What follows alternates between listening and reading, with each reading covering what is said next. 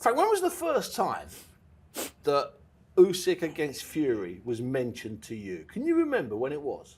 It was after the second time. Seriously, the second time he beat Joshua, because obviously you'd like to have done it straight away, but they had a rematch clause, him and AJ, so it was after that. So as we got closer and closer to it, this fight's been absolutely made, what, once, twice, 3 times, 4 times in your book? It's been made a couple of times, but, you know, people get the wrong idea about, you know, Usyk's people put all this stupid stuff out about Tyson, greedy and everything, and that at the time was because the Prince Khalid, who was involved, the previous boxing guy in Saudi. We agreed terms with him, but he couldn't give us a date. We never got a contract, and that happened twice. So then we were going to put it on in the UK, and we just about got it done, and then they changed their mind again because they had overtures that it still could happen here, but they'd have to wait until the Christmas. We were starting to get it on in March a couple of years ago, and that was a bit of a blow because Tyson was really training hard for it, and it didn't happen. Anyway, out of bad comes good, and it's happened. But people talk about it like it's something that's been going on for years and years and years, and it hasn't. Lennox Lewis never fought Riddick Bowe, ever. Conveniently forgotten. Forgotten. When he fought Mike Tyson, which there was he stepped aside for, that was 10 years past Mike Tyson's best. And 5 or 6 years into when it was first mentioned. When Larry Holmes fought against Mike Tyson, he was past his best, well past his best. These two guys are at their prime. Yeah. They're both the same age. They're both undefeated. It's not like somebody passing the baton on to a former great fighter who's past his best. At the moment, they're at their best. And they're winning fights. And as a boxing man, that's something that appeals to you especially. Well, it does, because and it annoys me. You know, like people reinvent history and so forth. They're always doing it, especially when they find boxing an easy target sometimes. But no, this is a great fight. This is two guys, both, as I said, undefeated, both in their prime, 4 belts on the line. First time there's a unification this century. It's the first time there's been a unification for the 4 belts ever. So this is history. This is real boxing and sporting history. Yeah, I think it's really interesting. As I was talking to George at recently in London at York Court, one of the fights, and he said that, he made that point. He said, this is not just boxing history, this is sporting history. This is the prize. This is the sports prize. This is the prize that anybody, really, no matter how old you are, whether you're 16 or whether you're 76, everyone knows the heavyweight championship. That's the prize. That's our grand prize. But the heavyweight champion of the world, you go back to Jack Johnson, you go back Dempsey, you go Marciano, Louis, you talk about Ali, you talk about Foreman, you talk about Mike Tyson. All these guys were probably the most famous sportsmen on the planet. At that time. At that particular moment in time. All of them were. Because, you know, as much as, you know, we've got in UK, our national sports are pretty well defined, certainly football or soccer as they call it in the States. In other countries, they're not so big. But around the world, everybody knows the heavyweight champion world. And the heavyweight division is the blue ribbon division, and that sets the tone for it all. And whoever wins this fight, and I believe my man will win it, whoever wins this fight, he'll be the guy, he'll be the number one. Frank, earlier this year, it was called off. It was about 10 o'clock in the morning, if I'm not mistaken, when you got the message about the cut eye. And at that point, Tyson looked like he was in great shape, looked like he was in the right place. Did you have concerns at that point that it might be a problem going forward? No, not really. I mean, the cut, my only problem was the Riyadh season was finishing. Yeah. And it was finishing in March when the fight's supposed to take place. So were we going to push it back to October for the start of the season? But everybody works hard to find a new date. And the date was put together within the course of a weekend, which is a bit of a thing to do, bearing in mind there's no healing process yet. Yeah. I think he hadn't even seen a plastic surgeon at that stage. He was still on a plane. Yeah, as far as I can make it out. It was done. And Tyson was really down in the dumps, but he's a very philosophical guy. And once the new date's there, he's got a target, he's got something to aim for. And that's what he needs in boxing. You know, just going in the gym and training, he needs to say, I'm training for this date, for this fight. and then he readjusts himself, his brain, and he's on it. And that took away all the worries. Obviously the question everybody asks is will the eye hold up? Will it be targeted by Usyk? If he can catch it, of course he's going to do that. There's no doubt about it. We've got a strong referee in there, Mark Nelson.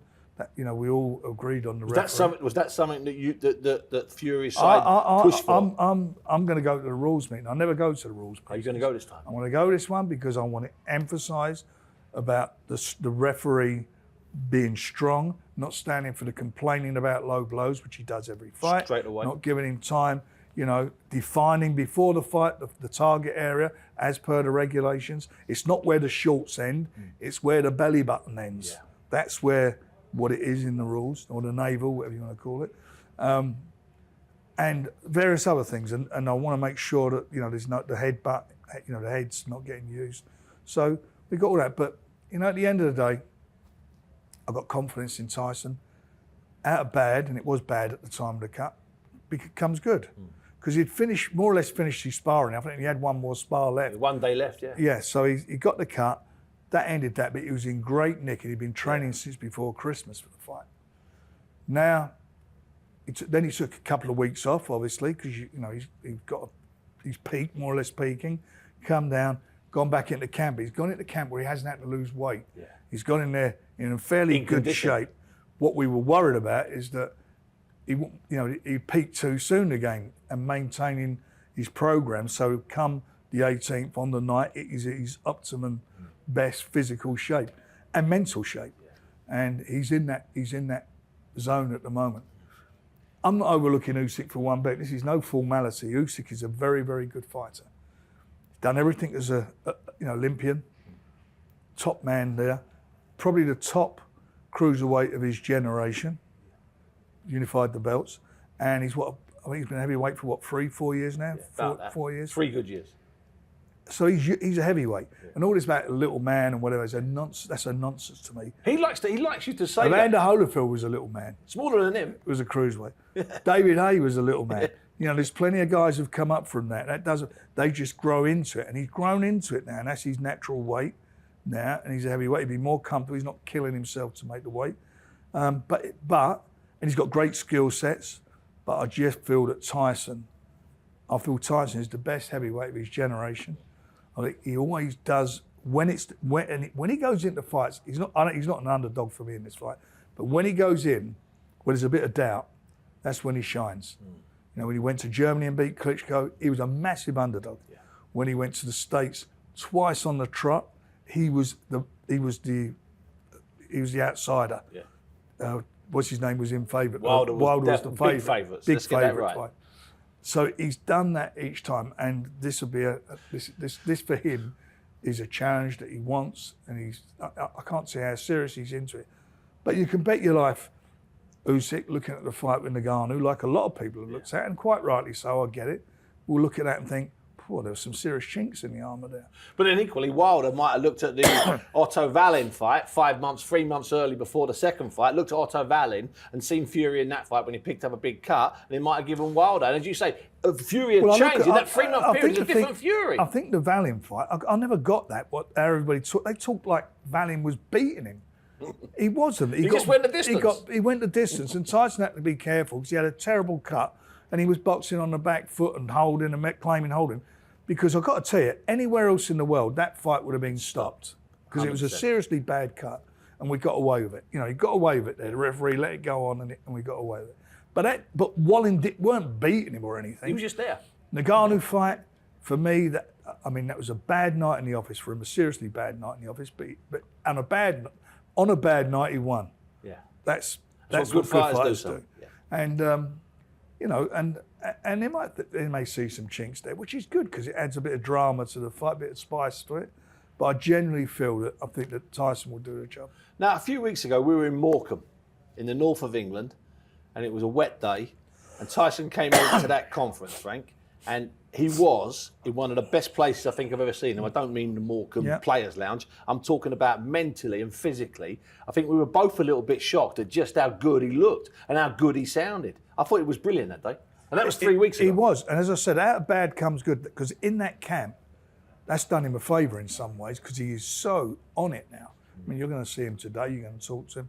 He's really on it. And up there, he was. You only got. Look, with an athlete, you can look at an athlete and you can look at them and see, what condition they're in. Straight away. And he was jumping out of his skin. Yeah. He's got a glow about him. He looks well. He looks fit. He's not carved out of marble. He's not a Frank Bruno. He's not an AJ.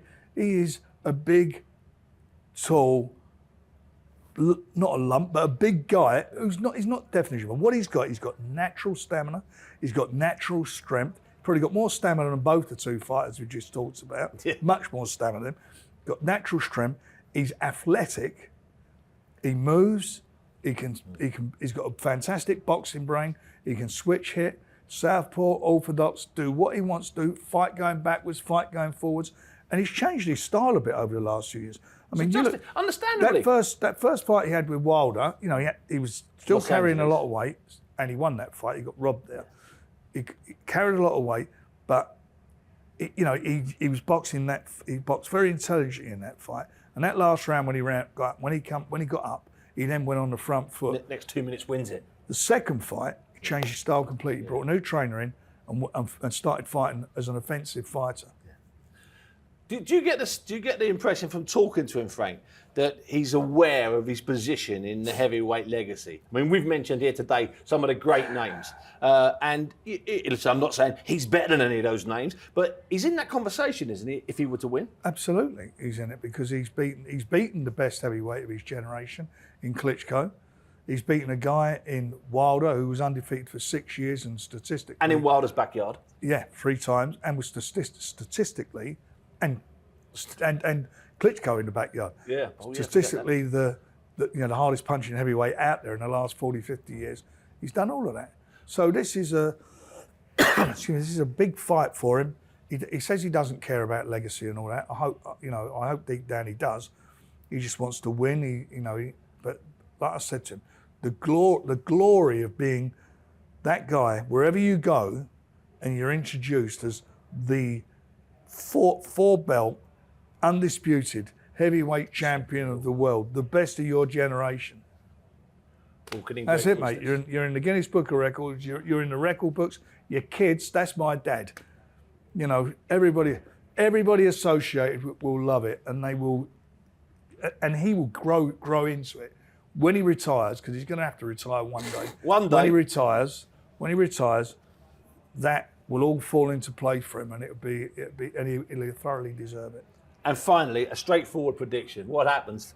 Ding, ding, 20-odd thousand people, Saturday night in Saudi Arabia, undisputed, finally. What happens first round? What happens in the fight? I think Tyson take the centre of the ring, and I think he'll start backing him up. I think he'll work behind his jab and let those nice straight shots go. And I think he'll be looking to throw those hooks to the body. And he'll knock him out halfway. And one thing we do overlook too often, Frank, is it was 1999 when Evander and Lennox Lewis had that fight, and then 12, 15 years before when Mike Tyson was clearing up in the 3-belt era. Sometimes that's been overlooked a little bit here. This is for 4 belts, the first time, 25 years since anybody even got the 3 belts together. It is, and that's the magnitude of this fight. It's happening. And it's brilliant for boxing. And you know what it's brilliant for? British boxing. Who'd ever thought it? When I started out in boxing, I remember all those years ago, and it was many years ago, when I was a kid watching the fights, British heavyweights, good heavyweights, but none of them could do it. One in the top 10. Henry couldn't do it. Brian London couldn't do it. Joe Bugner couldn't. None of them could do it. And look where we are now. Number 1 heavyweight in the world. I tell you what, I'd like to go on a diversion here and do Joe Bugner at the Bloomsbury when you were trying to make him with George Foreman and a young Mike Tyson, all those mad fights. That's for another day. That's a 2-hour shoot on another sphere.